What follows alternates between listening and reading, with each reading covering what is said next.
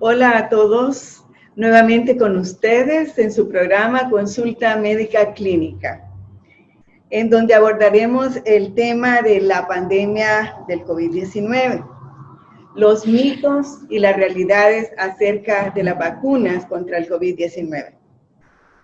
Y la Organización Mundial de la Salud llama infodemia al bombardeo de información sobre un tema en particular y que genera un escenario propicio para el crecimiento de rumores y la expansión de información falsa. El impacto causado por la pandemia de COVID-19 en combinación con el amplio uso de las redes sociales motivó la difusión de mensajes erróneos que impactan en la salud de la población. Para abordar este tema, hemos invitado al doctor Ernesto Navarro, es médico infectólogo de 80 años de edad, especialidad en la Universidad de Cornell, Hospital de New York, un grado de maestría, exdecano de la Facultad de Medicina de la Universidad Nacional de El Salvador, médico de funcionario de las Naciones Unidas en El Salvador, médico asesor de COVID-19 de la Unión Europea. Doctor Navarro, es un gusto tenerlo con nosotros y gracias por hacernos ese espacio, ¿verdad?, para compartir sus conocimientos.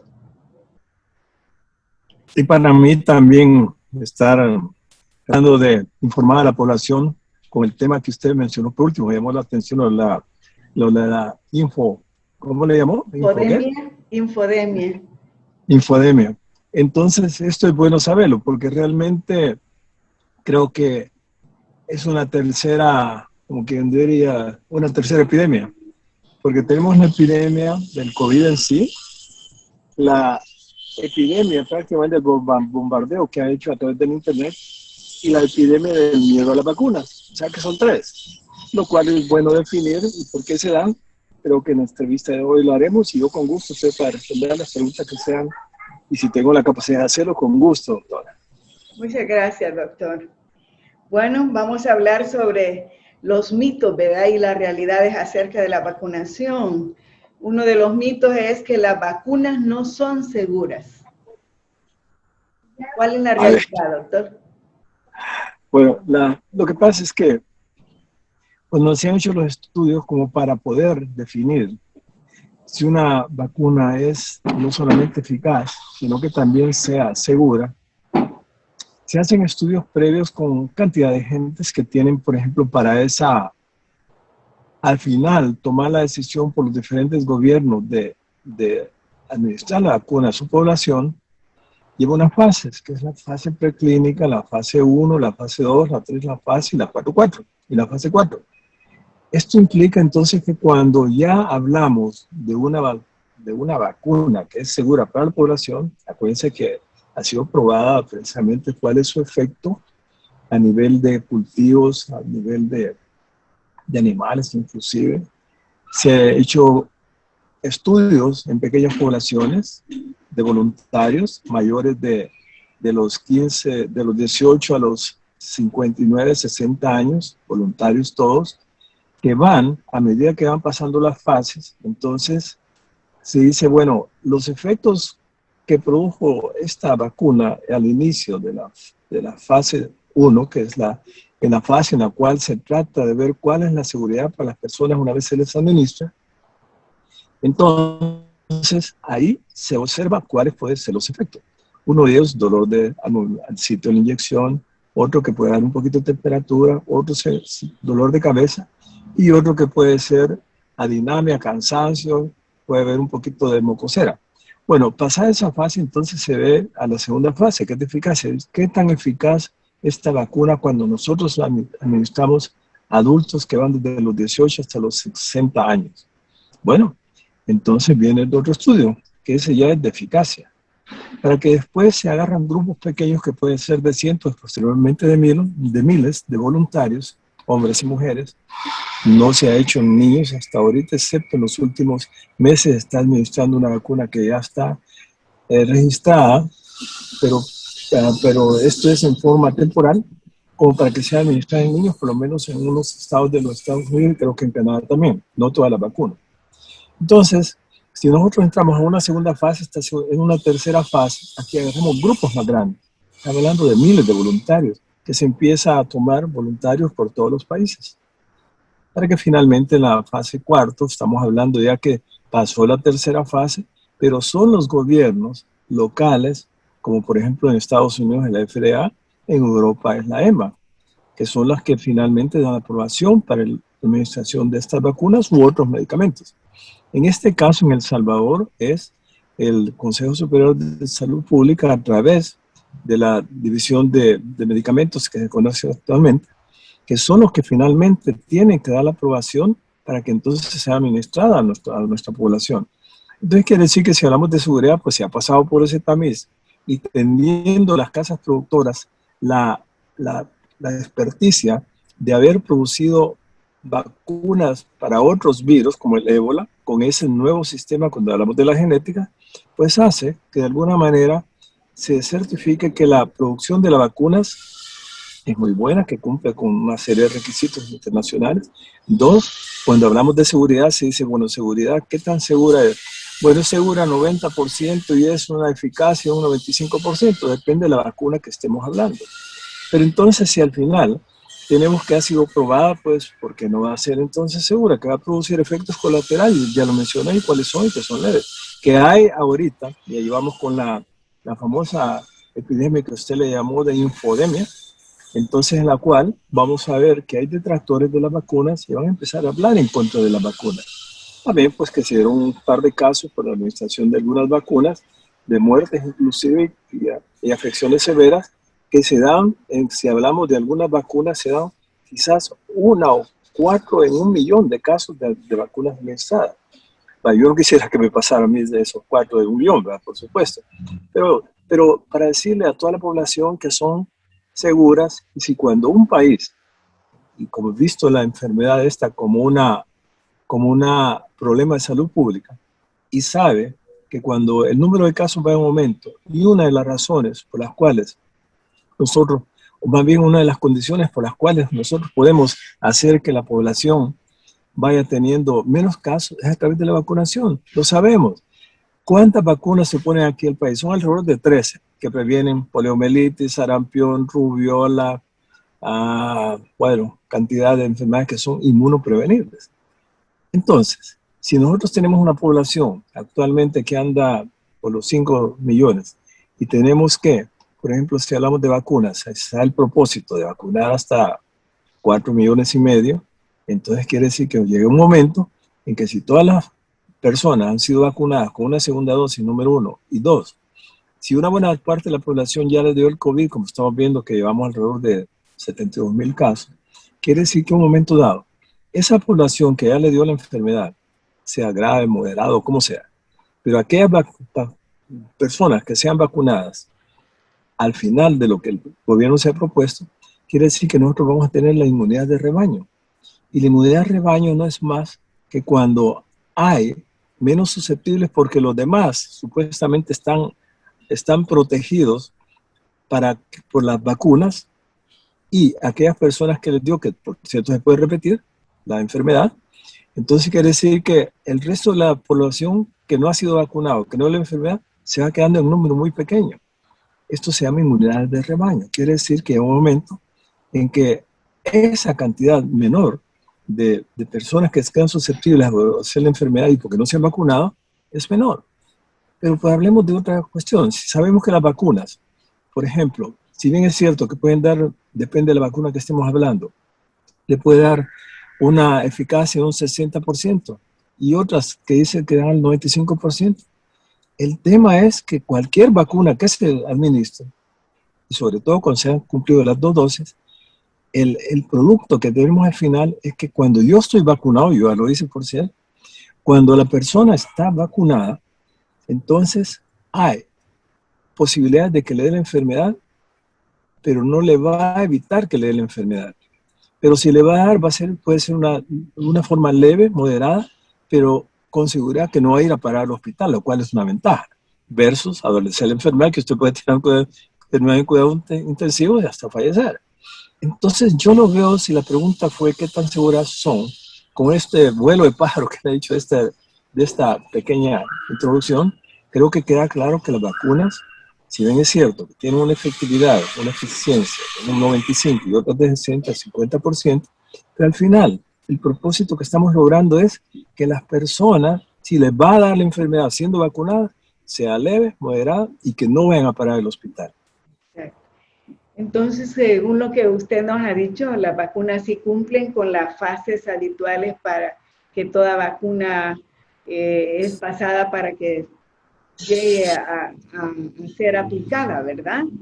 Por Nada más supuesto, y son los gobiernos, los reguladores de cada gobierno, los reguladores para la aprobación, ya sea de medicamentos, productos biológicos o para vacunas, son los gobiernos a través de sus direcciones de medicamentos los que autorizan.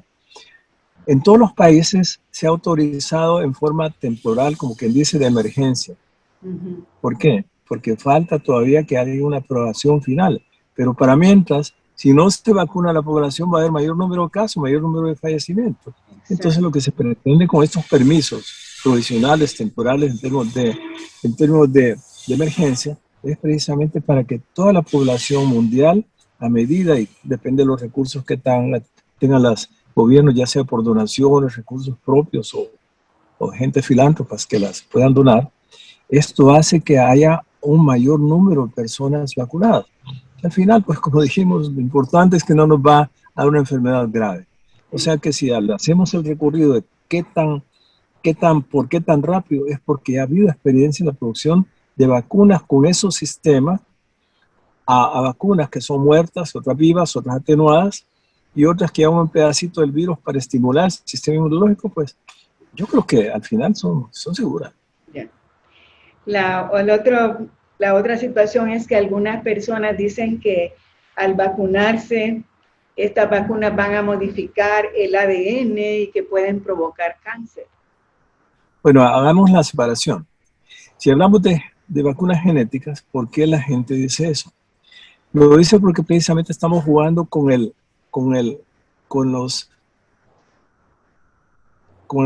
los ácidos nucleicos. Estamos jugando con el DNA, con el RNA que algunas vacunas llevan, que son las vacunas genéticas, que son dos de ellas, la Moderna y la Pfizer, que son 2 dosis también.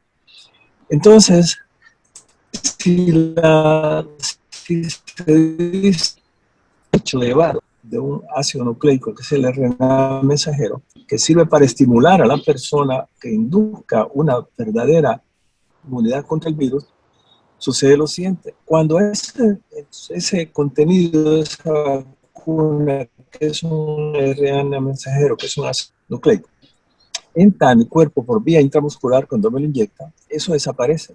Pero ha sido suficiente el tiempo para que eso me estimule mi sistema inmunológico y yo pueda, en el futuro, cuando me exponga al virus del COVID, entonces yo tenga inmunidad, es decir, que me produzca anticuerpos y otras sustancias que se producen ante la vacunación. O sea, pues que al final eso no es cierto, no va a producir, no va a dañar mi genética de ninguna manera. Entonces estamos hablando de que las otras vacunas, si es muerta, si es una vacuna muerta, por ejemplo, esa no le va a causar algún daño, ni siquiera le va a pensar que le puede dar la enfermedad, imposible.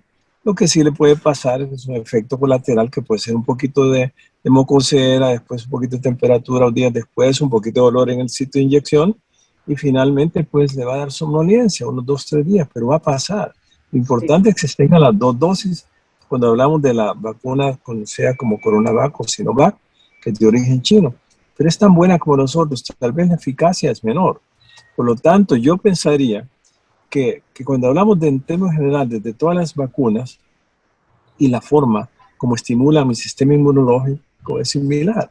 Todas las vacunas van dirigidas a la zona del virus que es el que hace que el virus entre a mi cuerpo, que son como tiene la forma de una corona, son aquellas espículas que están alrededor, esas salientes que tiene.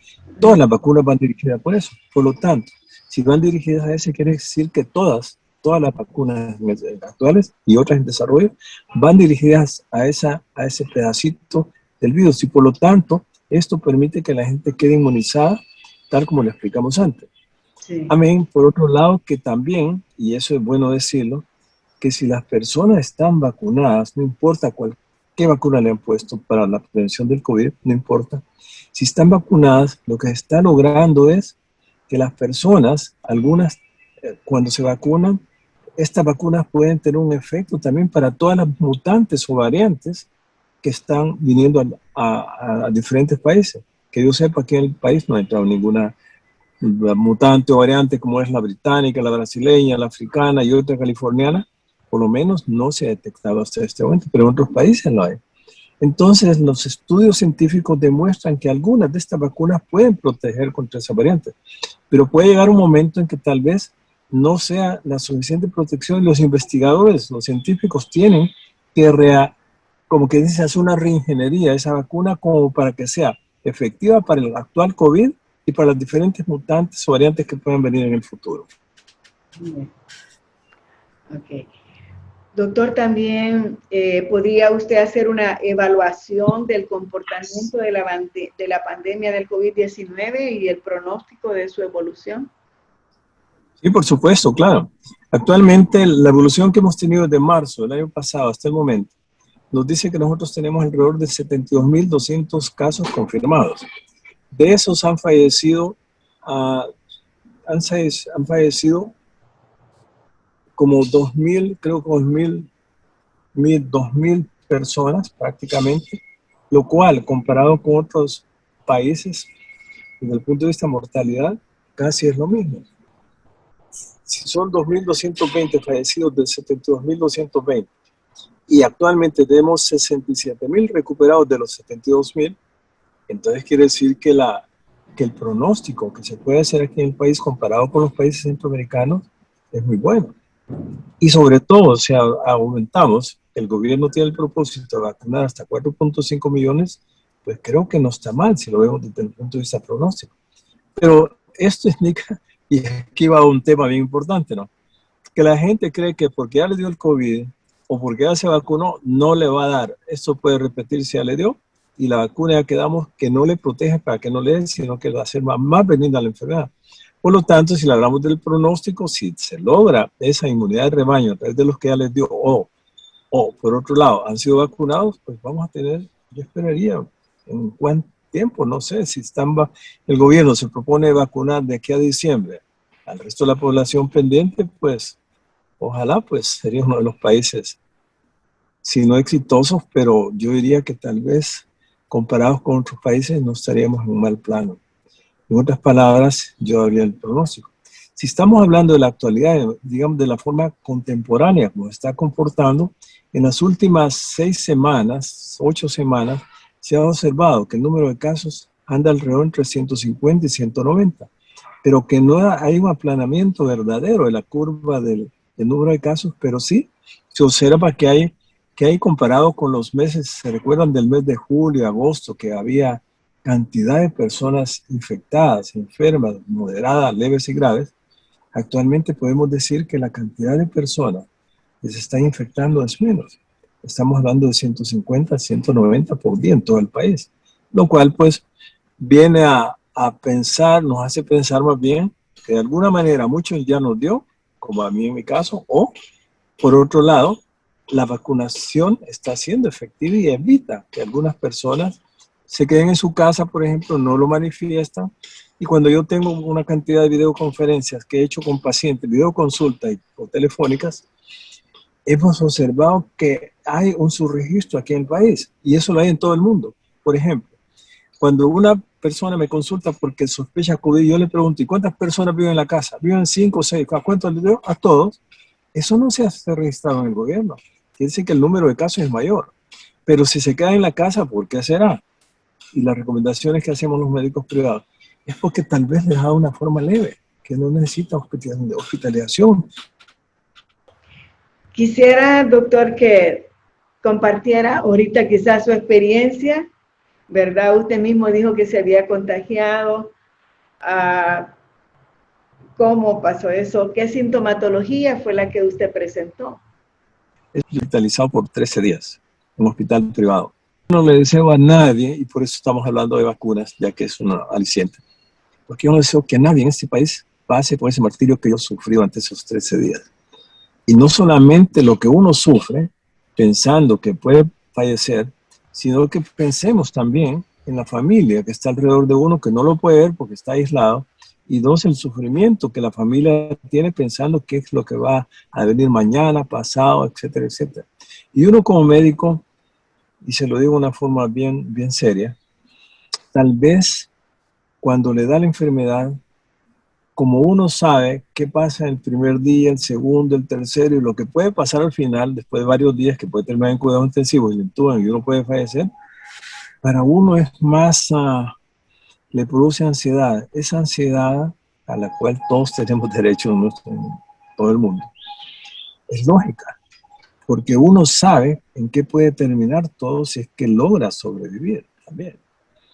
Y dos, sufre también porque además, ¿qué estará pensando mi familia? Los tengo informados, pero ¿qué creen que va a pasar? Eso les produce ansiedad, como usted no tiene idea, a la familia. Por lo tanto, mi recomendación es seguir con las medidas, por lo que estoy diciendo, porque no se lo deseo a nadie, seguir con las medidas preventivas que hemos mencionado, que son de uso para toda la población, que no la cumple, bueno, porque si le va a dar, puede terminar con intensivos y morirse. Y esta no es una campaña como usted le llamó, de ¿qué? Infodemia. Infodemia, sino que es la realidad. Es la realidad en el sentido siguiente. El uso de la mascarilla se impone, el distanciamiento social, no tocarse la cara y evitar conglomeraciones. Eso es lo más importante. Esté vacunado o no esté vacunado, o le haya dado también la enfermedad, ya sea leve, moderado o grave, tiene que usar la mascarilla siempre. Bien. Qué bueno. Bueno, doctor, yo creo que hemos tenido una excelente participación. Damos gracias a Dios que usted se recuperó, ¿verdad?, de la enfermedad. Yo le comentaba que, pues, usted estuvo en nuestras oraciones. Sabemos que son momentos críticos. Gracias, le agradezco mucho. Sí, tanto para el paciente como para la familia, como usted dice, ¿verdad? Es algo muy fuerte. Y Me puedo interrumpir, le voy a decir lo que es único. Dios es bueno, y eso es bueno que toda la gente reconozca eso, porque yo soy un fiel creyente de Dios, como no tiene idea, y me entrego en sus manos para decir que el pueblo salvadoreño entienda que esto no es infodemia, sino que es la realidad, que entiendan que la enfermedad está presente, que el virus no se va a ir mañana y que las medidas preventivas se imponen. Ese es mi último mensaje, doctor. Okay. Vamos a tener una pequeña reflexión. Bueno, en medio de la pandemia del COVID-19, que ha provocado tanta angustia, como ya lo comentábamos, dolor, hay esperanza. De acuerdo a 1.500 estudios médicos realizados, se ha determinado que la oración puede sanar a un enfermo. Por supuesto. Amén. El hecho de creer en Dios, dicen ellos, aporta una vida saludable, una vida más feliz y aún hasta longevidad. Los científicos también demostraron que el poder curativo de la oración es indiscutible.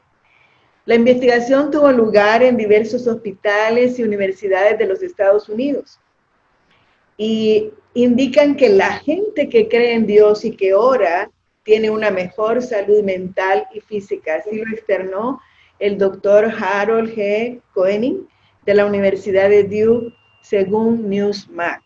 También el investigador y escritor Tom Nock dijo que la evidencia sobre el poder de la oración es abrumadora. Él dijo, yo he descubierto y me he sorprendido. En los últimos 30 años, un trabajo científico muestra que la creencia religiosa son médicas, social y psicológicamente beneficiosas. Lo más asombroso de todo esto es que desde hace más de 2000 años, Dios nos habla a través del apóstol Santiago, en Santiago 5, en sus versículos 13, 14, 15, en donde dice, ¿está alguno entre vosotros afligido? Haga oración. ¿Está alguno entre vosotros enfermo? llame a los ancianos de la iglesia y oren por él. Y la oración, dice, de fe salvará al enfermo y el Señor lo levantará. Dios siempre ha hablado. La oración de fe salvará al enfermo y lo levantará. En 1855, Joseph Scriven expresó: ¿vive el hombre desprovisto de paz, gozo y santo amor? Esto es porque no llevamos todo a Dios en oración. Aprender a orar eficazmente requiere un cambio radical en nuestra vida. Nos hace quitar la mirada de nosotros y nuestra habilidad para poner la mirada en Dios y sus ilimitados recursos. La oración nos lleva a lo imposible y a ver milagros. ¿Te encuentras afligido? ¿Enfrentas alguna situación que no puedes manejar tú solo? El Señor te invita a orar y a descansar en Él. En Filipenses 4:6 dice: por nada estéis afanosos, si no sean conocidas vuestras peticiones con toda oración y súplica en el Espíritu. Dios te invita a que tú te entregues a Él y que descanses en Él. ¿Aceptarás su invitación? Espero que sí. ¿Harías una oración conmigo? ¿Por qué no le dices: querido Señor, hoy me rindo a ti? Perdona mis pecados, me arrepiento de todo corazón. Ayúdame a entender más y más quién eres tú y de qué se trata la oración. Amén. Si Alabado sea el esa oración, alabado sea el Señor. Si tú hiciste esa oración, que Dios te bendiga y que te guarde. Y nos vemos en nuestro próximo programa.